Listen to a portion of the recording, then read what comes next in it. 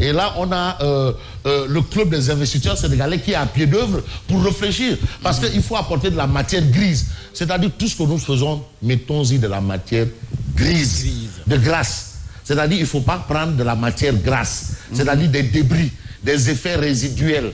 Parce qu'il y a des réflexions vraiment qui ne sont bonnes que pour la casse. Il y a des logiques qui ne sont bonnes, et des logiques qui ne conviennent que pour la casse. Voilà. Des logiques qui ne sont bonnes que pour la casse. Parce que vous savez, on a des jeunes là qui passent le baccalauréat et qui nous disent « Ah, tonton, mais il y a tonton Fofana qui a dit ça. Est-ce que c'est ça? Non. Mais tonton Siré, quand il a fait ça, est-ce que c'est... Voilà. Attention, hein. Faites très attention. Ne considérez pas seulement les gens de la cité imbécile et de Angle Mousse, Angle Goumbe, voilà, cité Djonkrop, et de Khourounar. Ouais, et de Khourounar. Bon, bref, tournée du président Macky Sall au nord du pays. Comment Cheikh Oumar Anne prépare le Fouta? Comment Cheikh Oumar Anne prépare le Fouta? Bon, on va s'intéresser à Walf Quotidien qui parle de mise en garde de Sonko. Waouh. Et quand Sonko réapparaît, c'est avec son chapeau. Il refait surface. Son chapeau melon. Avec son chapeau melon. Parce que parfois il est en chapeau melon, parfois il est en compétit. Parfois il est en bonnet carré. Non, compétit.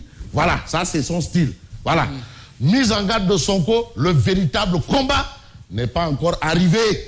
Le véritable combat.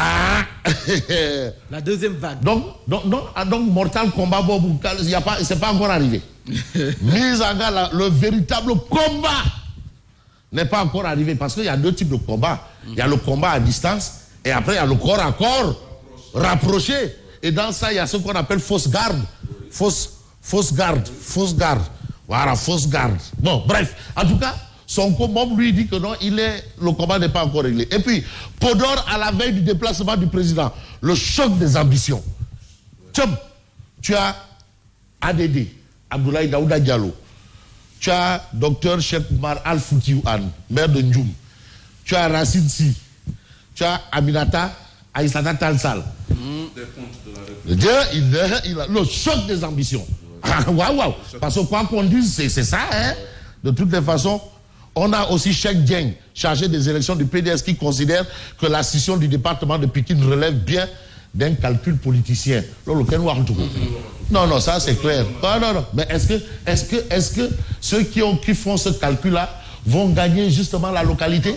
Parce que Keur Massar, là, est-ce que c'est la paix qui va gagner Keur Massar? Parce que aussi, l'autre bel combat là. Une victoire n'est jamais acquise en politique. On parle justement de foot. Oui. On a parlé du choc des ambitions.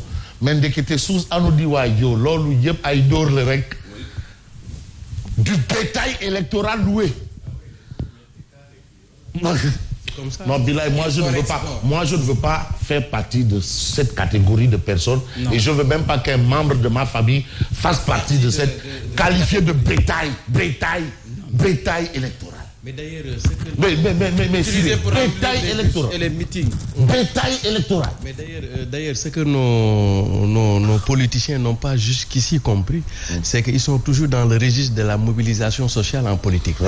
Alors que les électeurs se sont politisés. C'est-à-dire qu'actuellement, ils pensent que gagner des élections ou bien faire dans la politique, c'est aller mobiliser les masses. Non, ça c'est... Or, maintenant, ils ne savent pas que ceux-là à qui ils vont mobiliser ne sont plus dans les logiques de mobilisation sociale, mais ils sont dans la politisation des électeurs. Ça veut dire que si vous les mobilisez, ils vont partir, si vous leur donnez de l'argent, ils vont le prendre, mais le jour, ils sauront bien choisir. Je vais t'expliquer clairement. Ça là, c'est pour les médias, c'est du tape à l'œil, c'est du bling-bling, mais c'est du tapage, c'est du bruitage. En réalité, mais 3 500 000 là, réunis chez Gerbetio là. Et souvent, ce sont les mêmes personnes que vous voyez donc. C'est du bétail pour des bains de foule lors de la tournée économique du chef de l'État dans le nord du pays. Du bétail électoral. du bétail électoral loué. Voilà ce qu'indique bien entendu source A. Voilà, donc il y aura de l'import-export. Mais maintenant, pour comprendre un peu les enjeux, je vous convie à lire par exemple un journal qui s'appelle Direct News, marqué en tournée économique. Mais les attentes du Fouta et des Foutankobé. Quelles sont les attentes des Foutankobé? Attention. À ne pas confondre. Attention, à ne pas confondre Foutankobé, à ne pas confondre à Foulbé. C'est encore plus vaste. Foulbé. Bon, on retient les attentes. Et puis, enclavement, infrastructure insuffisante, le dur quotidien des populations en traversant le Fouta jusqu'à Bakel, pas d'université ni de centre de formation professionnelle. Claire. Avec le Covid-19, les populations ont compris que Fouta était sous perfusion grâce aux émigrés. En réalité, il y a aussi cette situation. Mais attention, il y a la bataille de la mobilisation entre les responsables de l'APR. C'est ce qu'a indiqué tantôt le journal là-bas avec le bétail électoral. Mais il y a la montée en puissance de Fouta Tampi. Si on a un peu de temps, je vais vous expliquer un peu les dessous des rapports de conflictualité entre les Foutankobé, comme on dit, et le président Macky Sall et son régime de manière globale. Parce qu'ici, tout à fait. Ouais, on va revenir sur ça. Et puis, visite économique du chef de l'État, il y a une interrogation de l'évidence quotidienne. Que va-t-il changer, Macky? Il va changer quoi? En tout cas, on retient que Cheikh Oumar Anne et Ndjoum à l'honneur ce dimanche. Voilà. Apparemment, Cheikh Oumar Anne, c'est lui le Khalif général Koulou, Benno Bokk Yakaar de Fouta. Quand on voit bien, au plan médiatique. Bon. Je ne sais pas. Il est maire de Ndjoum, c'est pas une petite localité. Hein? Bon. Inauguration de l'ENO de Podor. Le 12, pose de la première pierre de l'ENO de Boki-Diaoé. Le 14, pose de la première pierre de l'ISEP de Matam. Le 15. Ça, c'est le programme. C'est par rapport à ce qu'a indiqué Direct News. Il n'y a pas d'université, il n'y a pas d'école, il n'y a rien. Mais aujourd'hui, qui va inaugurer des infrastructures? ENO, c'est enseignement supérieur. C'est vrai que ENO, Amnoborom, quoi. ENO, Amnoborom. Wow. Amnoborom, ça bango. Bon, bref. Mais pourquoi tu rigoles, Babadou Fofana? Bon, on s'arrête à Critique. Critique nous dit que le M2D sort Sonko de sa réserve. Tantôt, Sonko a dit que le combat n'a pas encore commencé, le mortal combat. Bon, unité de l'opposition pour sonner le glas du régime. Maligakou appelle à l'union ou la perte. Donc, tu as Gumsebob qui fait Tib Tank, Sénégal Tampi. Tu as Sonko, M2D. Tu as Maligakou, unité de l'opposition. Ah, waouh, personne ne veut rester derrière. Qui est fou? Ah, waouh. Donc, il y a une bataille de positionnement derrière, face à Macky. Et monsieur le futur maire de Dakar, Bougane Gueye Dany, hein, il l'est déjà. Et dans le type tank, Sénégal Tampi. Voilà Sénégal Rouli. Weli. Sénégal Weli. Programmation budgétaire 2022-2024, Macky gâte les jeunes, les collectivités et les forces de sécurité. Ça, c'est un fait. Infrastructure routière pour désenclavement de Saint-Louis et Matam. La Géroute a injecté 400 milliards de francs CFA entre 2012 et 2019. L'Oluyep, Anakhalismi. Bon, je vais revenir au titre de Tribune. Alors, Tribune nous parle de transformation du secteur de l'artisanat. Non, mais tu sais, l'artisanat, c'est le secteur... Non, je parle sous le contrôle de Khadim Bamba Diagne. Khadim, comme c'est une Touba, c'est le secteur informel. Touba, informel, conceptualisé. Et aujourd'hui, on vous dit, transformation du secteur de l'artisanat, le club des investisseurs veut en faire une locomotive de développement.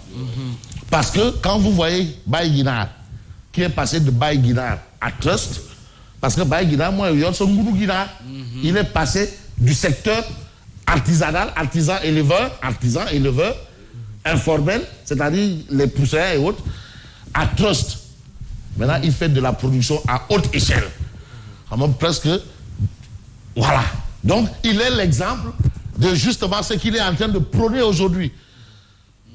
une locomotive de développement. Donc il y a eu une transformation du secteur de l'artisanat. Baye Guinard, voilà, à Trust. Ça, c'est un bon titre de livre.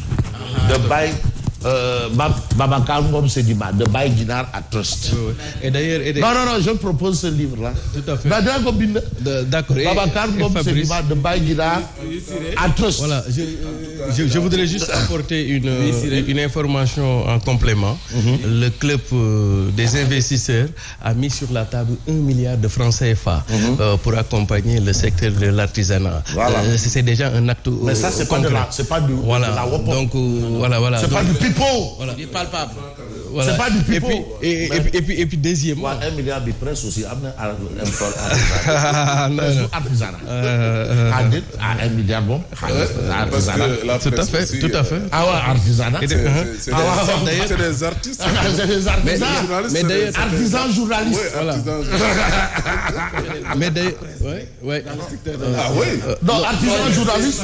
C'est de l'art. Non, on est des artisans journalistes. Il s'agit d'appuyer les artistes, les modélistes, tailleurs. Les artisans. Oui, on est des artisans journalistes. Oui, d'ailleurs, artisans. Donc, on est des artisans. Donc les 1 milliard de Baye Guinard vont et d'ailleurs, Baye Guinard.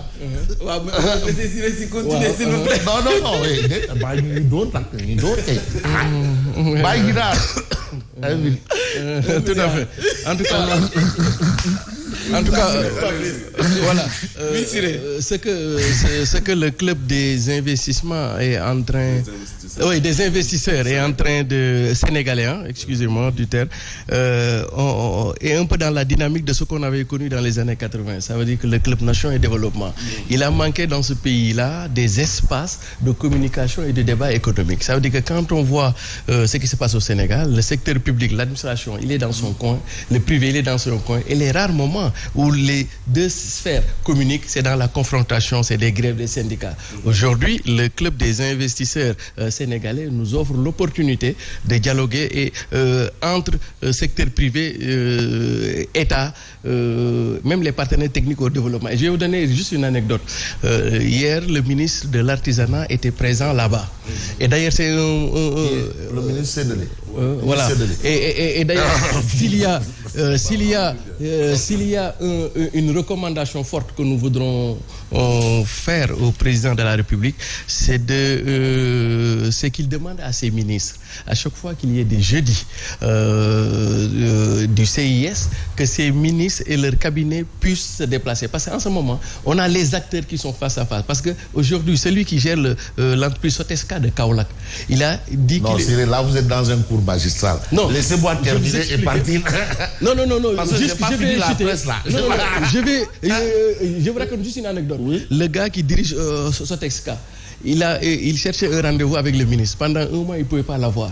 Mais hier, il a été face au ministre où c'est pratiquement un rendez-vous dans un cadre qui est moins formel et beaucoup d'idées ont émergé et que le ministre a pris des engagements. C'est ce qui fait même que le CIS, réconforté, a mis sur la table 1 million. Donc il faudra créer des espaces moins formels, beaucoup plus conviviaux et que les rapports de conflictuation ne sont pas souvent de grève, de revendications, mais de propositions, d'articulation pour pouvoir aller loin. Mais j'aimerais aussi par rapport à ça que ces gens du CIS, le club des investisseurs sénégalais, participe aussi à à des élections. Et aller à l'Assemblée. Parce que aussi ce sont des espaces. Pourquoi pas? Avoir une liste des investisseurs. Une liste des investisseurs. On a vu les écologistes avec feu Huchard. Absolument. Et les questions de l'environnement ont été beaucoup prises en compte. On a vu avec Ali Haïdar. Vous voyez un peu qu'il y a plus de considération par rapport à ça. Donc